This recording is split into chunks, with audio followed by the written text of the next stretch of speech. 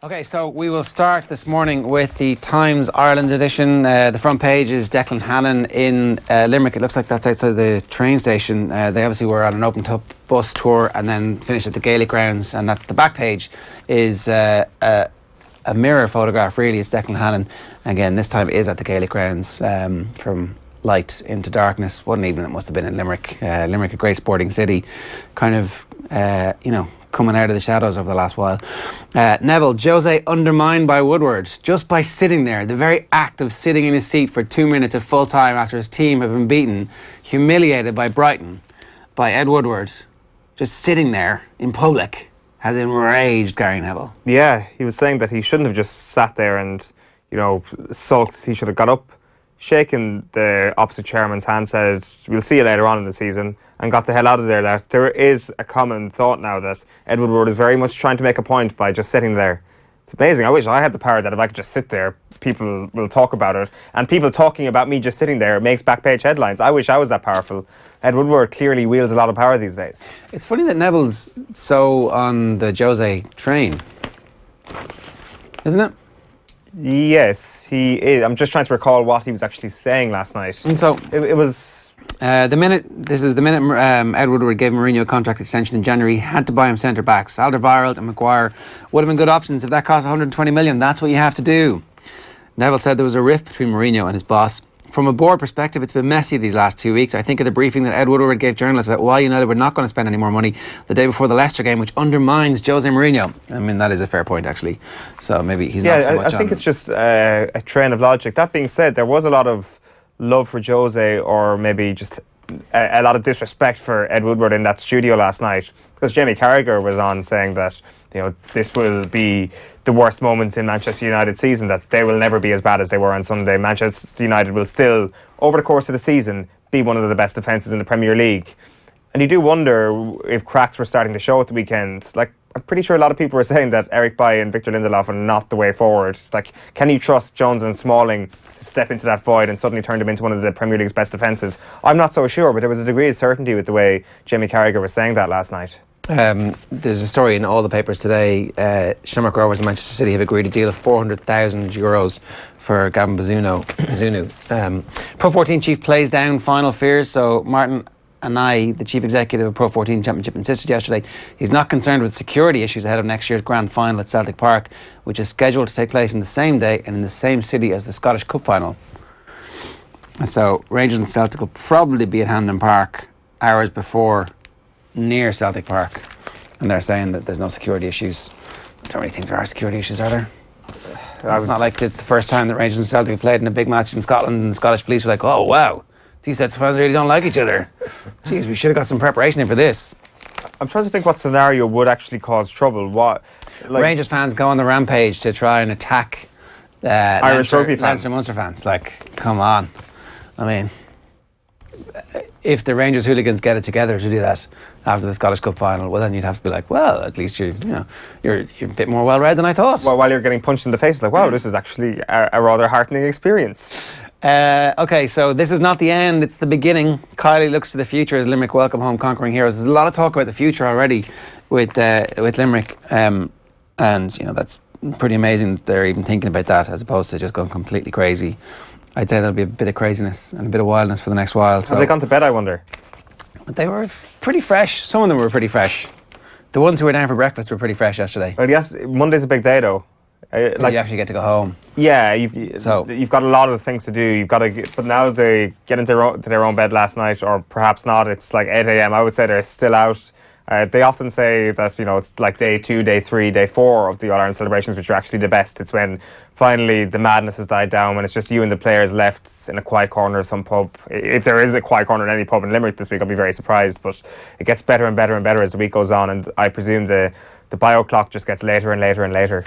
Yeah, so look, it's revelling in the success of Limerick. There's a glorious 5, 6, 7 pages of various Limerick-related content. It's all brilliant from the Examiner this morning. And Mike Quirk saying, hurling can't be Gaelic football's barometer. Because, if we just look at football and hurling as like the two things that are side by side, well, it's going to be very hard for us to continue watching football and loving football the way we do, because hurling is just a far superior sport. Yes, but you have to look at the divergent paths over the last few years, the last 15 years. It's kind of like being a Manchester United fan and not allowing yourself to compare yourself to Manchester City. You're so far along your own divergent path at this point that there's no point. You've got a lot of rowing back to do before you can get anywhere near that other thing, which is what Gaelic football's relationship is with hurling at the moment. Lancaster, this is cold. Carbery is not my concern anymore. We have moved on. Stuart Lancaster's talking about the fact that he did actually speak with Joey Carbery, tried to convince him not to go. I spoke to him as everybody else did, but ultimately it's down to the player to make a decision. I haven't spoke with him since. It's his call. I've said all along it'll be the player's decision, and he made it. In my mind, it doesn't immediately go back to what if this, what if that. My mind goes, right, what's next? And so then he talks about Harry Byrne coming through, who is Ross Byrne's younger brother, apparently the more talented younger brother, as is always the case in Irish sport. So, but that's quite a burden for young Harry Byrne to bear. And this is not the end, it's the beginning, says John Kiley. So obviously Kiley did a sit down with the Daily Print journalist yesterday and was saying all the right things. Obviously the Tyrone, Mickey Hart not talking to RTE story is on the back pages of a load of papers, and inside a load of the papers today. Generally, I think too much is made of this. There's a sense of entitlement sometimes with our national broadcaster that no harm getting punctured from time to time. Marching on, Leeds to maintain their perfect start under boss Bielsa. I mean, it's not underreported in that it's been widely reported, but like Leeds off to a flyer here. This guy is a legend in world football. And I was thinking about this. If you want to own a Premier League team, you could buy a crappy Premier League team at an inflated price, or you can buy a team who's in the Championship who are a sleeping giant for not that much and spend a little bit of money to get them promoted, put structures in place, and all of a sudden, presto, you've got a Premier League team, which is what the new Leeds owners are doing, what the new Villa owners are trying to do. You have to negotiate an incredibly tough division, though. Yeah, and actually it's becoming one of the best and most interesting leagues in the world because it has promotion and relegation. Like, everything matters all of the season. And the gap between like 10th and the drop and 10th and the final playoff place is really good. And there's so much money washing through that division as well. Carry on flat racing, Ballinrobe hails reprieve. So there were some doubts about the future of Ballinrobe as a venue for flat racing after a couple of horses had thrown their mounts coming around the home bend in a 1 mile 2 furlong handicap recently, and then after racing was abandoned recently enough there, but apparently an IHRB meeting gave the go-ahead for racing to continue at Ballinrobe, so that's pretty good for that. On the back page of the Herald this morning, it's Tyrone keep up boycott. Hart confirms Red Hands will not do any interviews with RTE, and you've also got Corkman Lane to ref Dub's final, so it's going to be his second All-Ireland final, I think. Conor Lane to Corkman, it's September the 2nd, and if you look at the rest of the officials, you've got, the ones that they've overlooked: Maurice Deegan, Joe McQuillan, David Coldrick, David Goff. David Goff is going to be standby referee for the big day. Lane, of course, refereed the 2016 drawn All-Ireland final. They call him Dublin Joe or Kerry Joe or meat? What's clearly not Kerry Joe, obviously Dublin Joe. Jesus, that's the most offensive thing I've ever heard. That he could be even level. He could even be leveled with that sort of compliment. Back page of the Irish. Imagine what Tyrone would do if Joe McQuillan was named to referee this final. Should the referees boycott the GEA as well as RTE? Should the referees have to declare every time they referee challenge matches for inter-county teams? Yeah. Do they? Do you think do the referees' central body get notified? Okay, I'm doing the Dubs, I'm doing Tyrone, or should the All-Ireland final referee the week of the game, or once it's announced between now and next week, should they go and do training sessions with both teams and say, this is how I'm going to referee, lads? Yeah, maybe. That seems like a far too futuristic idea for the GEA to implement, though, doesn't it? Doesn't seem like improving refereeing is very, very high on the agenda, does it? It's a good idea, though. I'd say we're not that far away from referees there being a situation where referees are also games development officers who actually work for the Leinster Council or the Central Council or the Munster Council, whatever, and us finding a situation where the referees are not professional because they're refereeing as volunteers, but actually they are employees in their day job of the GAA, and that overnight the quality of refereeing will improve. But what about those legitimate games promotion officers, the people who want to just do that and not be referees. Like, you're taking up certain jobs, you're taking up a certain amount of funding. A small portion of them. It's a large enough fee. Like, I mean, you're paying salaries, are you, for 7 or 8 referees? Yeah, but like, when you think about it, the GAA has loads and loads and loads and loads and loads and loads and loads of money. They can completely afford to have an extra 10, 15 employees. Yeah, I suppose so. That's all you need. I think it cheapens the idea of the games promotion officer role. That, well, they're like, you could still be a games promotion officer. You could be an excellent. Chances are, if you want to be a referee, you're also really into your GAA, right? Yeah. Well, I'd prefer a games promotion officer to be. I wouldn't like them to get an easier path into the games promotion officer kind of scene by being a good referee. Okay. Wait. Like, that's a bit weird. Why is that weird? Why do you care? Because being a games promotion officer should be about something that you really like and that you're good at. That you're good at. I'm sure that. And I think refereeing and being good at, looking at the wider structure of coaching in a certain area of the country doesn't go hand in hand. They're very different things, no? I think we've gone down a wormhole here.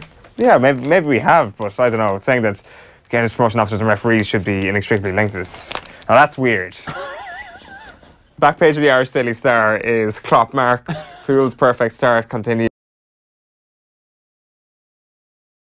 Kieran Cunningham. You've also got Jose still heading for a bus stop. This is an exclusive by Jeremy Cross. He says Jose Mourinho is on a collision course with Manchester United bosses over Anthony Martial. Is that an exclusive? I mean, is it just this specifically that it's over Martial? It just says that it's specifically over Martial. It says Martial may leave, blah, blah, blah. United boss is adamant that he's not good enough and wants to sell him to raise funds for new signings in January, but Woodward disagrees and is refusing to flog Martial on the cheap. I think we kind of knew a lot of those details previously, to be honest.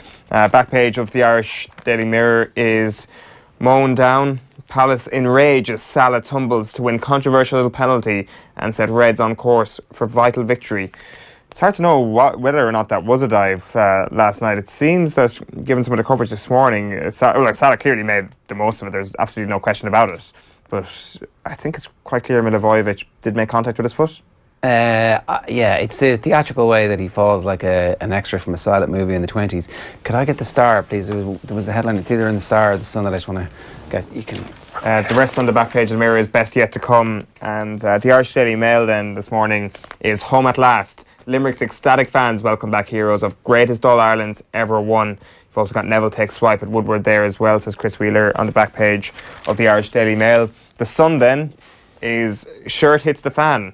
Legend Neville and blasted Ed, and Jose is safe for now. You can also see Alexis Sanchez now. Sanch slammed. Alexis Sanchez was slated by Manchester United fans for launching his clothing range the day after their shock Brighton defeat.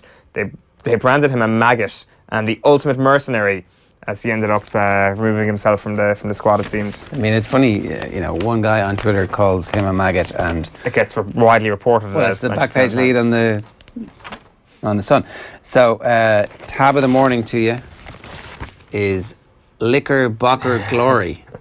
So this is the story that I think it was Shane Dowling was doing interviews yesterday. He was saying that the 99 van would pull up to training during the summer at Limerick, and they'd all have ice creams on the pitch.